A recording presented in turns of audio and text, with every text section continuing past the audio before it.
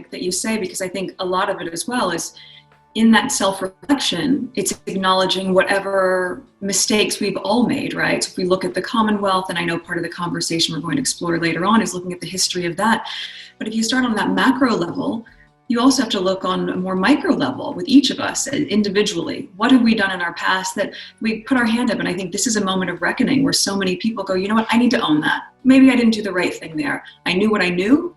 However, now it's time to reset in a different way. And I think both of us, it's part of the conversation we've had quite a bit in our calls over the last few weeks surrounding the Black Lives Matter movement, for everyone to be a part of this conversation. And when it comes to sort of institutional and systemic racism, it's there and it stays there because someone somewhere is benefiting from it.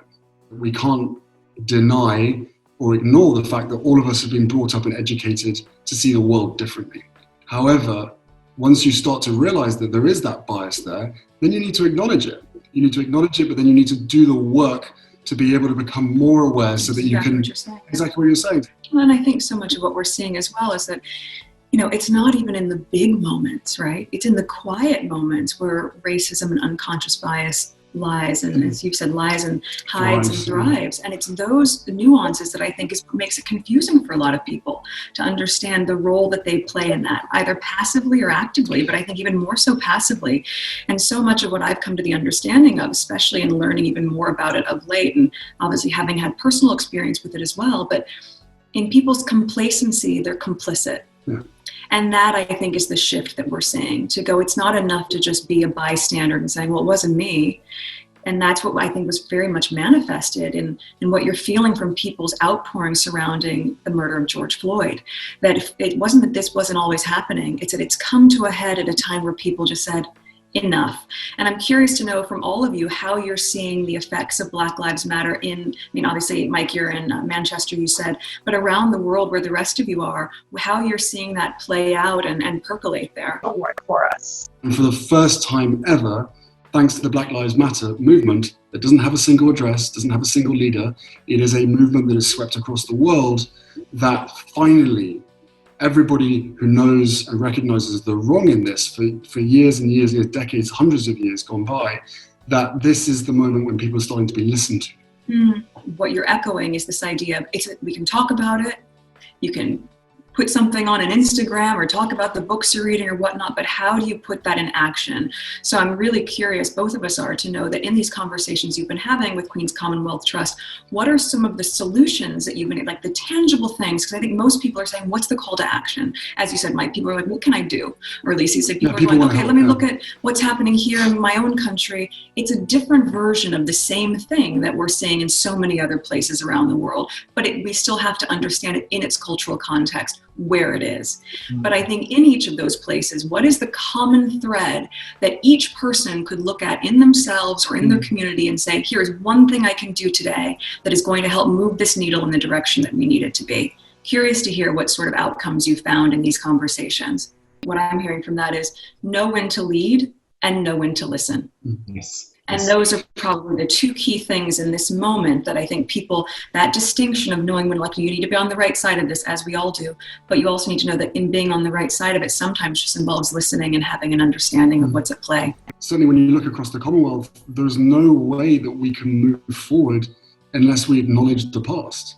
And I think so many people have done such an amazing, incredible job of acknowledging the past and trying to right those wrongs. But I think we all acknowledge on here that there is so much more still to do. It's not going to be easy, and in some cases it's not going to be comfortable, but it needs to be done because guess what? Everybody benefits. So I think there's a hell of a lot that we together need to acknowledge, but I only see hope and optimism in the fact that we could only do this together. We have to, in this moment in time, say, we're going to have to be a little uncomfortable right now because it's only in pushing through that discomfort that we get to the other side of this and find the place, as you're pointing out, where a high tide raises all ships. Equality does not put anyone on the back foot. It puts us all on the same footing, which is a fundamental human right. And that's what we're talking about. The issue. The huge majority around the world, especially the younger generation, are speaking out. And for the first time, they're really starting to be heard. You are the next generation of leadership, which this world so desperately needs as this goes through this healing process. Well, and that I think is so true, because there's nothing that's stopping you now. Nothing. Knowing that you have the attention of the world to say the world is seeking solutions, the world is craving a healing through everything that's happened over these several months, and we really look back at history for obviously much longer than that. And I think, Alicia, to your point earlier, talking about discomfort and why it's an important recognition is that it's like growing pains. Growing pains are painful. This process is painful, and it has been for a long time. But through that immense pain, what we can have tremendous faith in is knowing that there will be growth.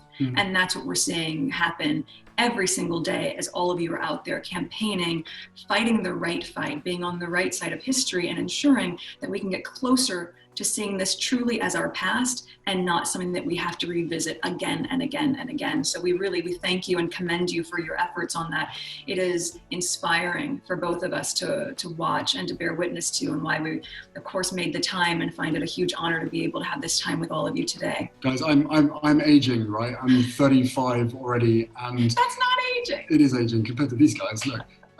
But the optimism and the hope that we get is listening and speaking to people like you, because there is no turning back now, right? Everything is coming to a head.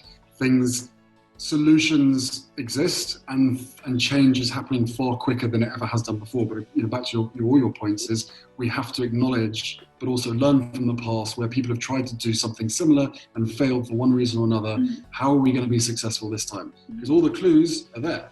We just need this movement to be able to continue this momentum for as long as it takes. And you guys are all leading that. Mike, sorry, you were next and I jumped in. No, Well said, Mike. I love the opening of the hand, but you're so right. Everybody has to be part of building it. I know that we are here right there with you, standing in solidarity, and certainly doing everything that we can from our end. We're going to get there. And we have a lot of renewed faith and energy in that, having had this conversation. So well done. Yeah, well done, guys. Just a huge thank you to everything that you're doing, the voice that you have, and hopefully the QCT platform is making life easier for you guys and connecting you with so many people around the world that are fighting the same fight. So yeah, this change is needed and it's coming. Thank you all so much. Take Thanks, good care. guys.